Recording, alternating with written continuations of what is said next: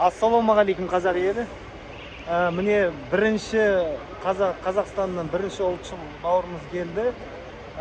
Енді эмоция айтып жатырмын, келгенге өкінбейсің бе? Қалай Түркия қысқаша айтып берсең? Түркия барлық керемет түскені жоқ, өзі Анкарадан бастап, автобус отырғаннан бастап енді 5 сағат келдік автобусқа. 4800 теңгемен автобус, Адана мен Анкараның арасы. Соның өзінде жағдай деген керемет. Автобустың ішінде барлығы бар. Мен түрік жұртшылығына керемет жағдай істеген. Қазақстанда бізден сондай жасамасқа, біз бүкіл байлықтың барлығы бар. Түркия тек туризммен дамып жатқан күннің өзінде өз жұртшылығына керемет нәрсені істеген. Білмеймін, ішінде сервис қалай?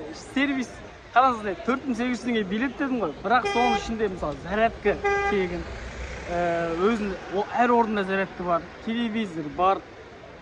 Әр мысалы кіргеннен бастап кофе ішесіз бе, чай ішесіз бе, сок ішесіз бе, шөмірі тамағыз іше беріңіз, кекс береді, жей беріңіз.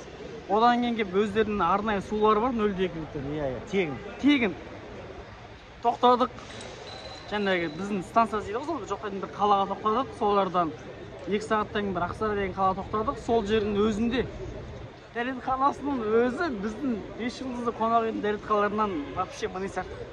Білмеймін. Одан кейін тоқтадық, қайтадан чай ішесіз бе, кофе ішесіз бе? Қайтадан сол қайталап. Сонда ойлаймын, ана билет ақшасы ақталды ма, ақталмады ма?